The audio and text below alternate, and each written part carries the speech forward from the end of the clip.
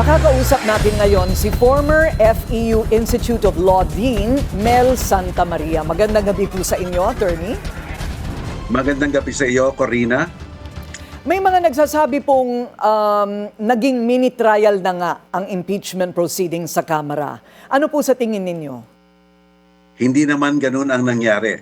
Basta't sinabi nating trial or mini trial, ito ay isang paglilitis na nagtatapos sa conviction or acquittal. Pero itong yugtong itong nangyayari sa mababang kapulungan, ito yung tinatawag sa konstitusyon natin na hearing. Ang punto lang nito para determinahin nila kung meron na bang probable grounds para ipasa na sa Senado ang trial. So hindi magtatapos itong yugtong ito na sinasabing guilty si VP, innocent si VP. Hindi. Magtatapos ito sa pagdedeterminasyon, papasa ba natin ito sa Senado o hindi. Doon lang. Iyan lang magtatapos doon.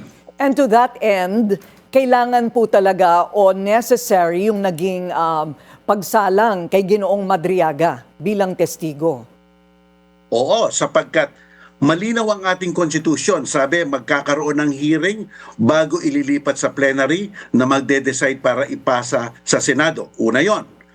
Pangalawa, sabi rin ng ating Korte Suprema doon sa desisyon ng July 2025 at January 2026, dapat magkakaroon ng isang deliberative period para mabigyan ng due process si Vice President Sara Duterte. So sa makatawid, yung ginagawa lang na mababang kalpulungan ngayon ay ayon sa Constitution, sabi hearing, at ayon sa decision, sabi deliberative process. Kaya nakikita natin itong mga testimonyang ito at mga dokumentong ipinepresenta.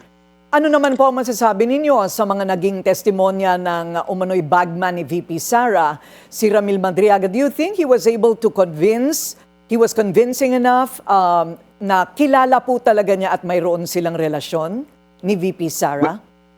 Well, tatandaan natin, Corina, na ang batayan lang o ang hantungan lang level ng mga ebidensya dito ay yung tinatawag nating probable cause lang. Ibig sabihin ay yung likelihood lang. Maaari ba sa mga kwento at ebidensyang nilatag, maaari ba nating masabi na ginawa nga ni VP Sara?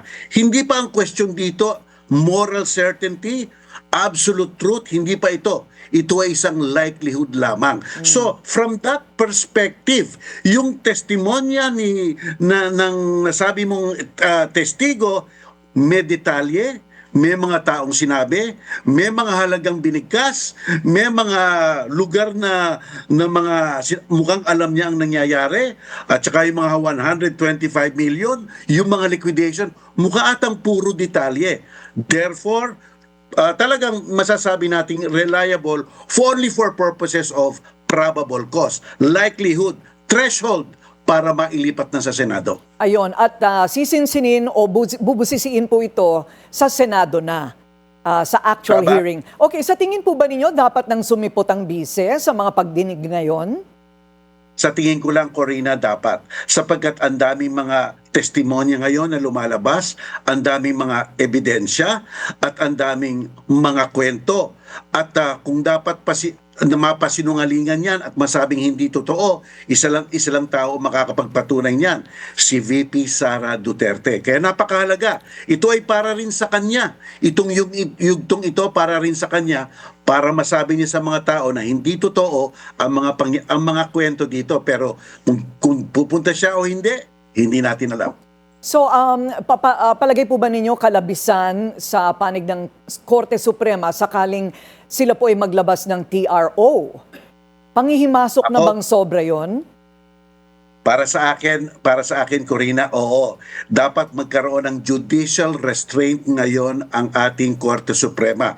Kasi kung sinabi ng mababang kapulungan, ire-respect natin ang Korte Suprema, quid pro quo. dapat ang Korte Suprema ire-respect rin ang mababang kapulungan because they are co-equal body. At saka ang batayan ng pag-aakyat sa Korte Suprema ay yung tinatawag na grave abuse of discretion. Yung napakasukdulang, lubusang pang-aabuso ng diskresyon. Sa nakikita ba natin ngayon, may lubusang pag-aabuso ng diskresyon? Sa tingin ko, Corina, wala eh. Masyadong ang smooth sailing ang mga proceeding at nahandoon pa isa o dalawang abogado ni VP Sara Duterte.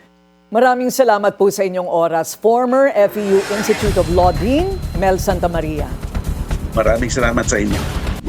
Manatiling nakatutok sa Bilyonaryo News Channel. Sumubaybay sa aming social media accounts at mag-subscribe sa aming YouTube channel para sa mga bago at eksklusibong balita.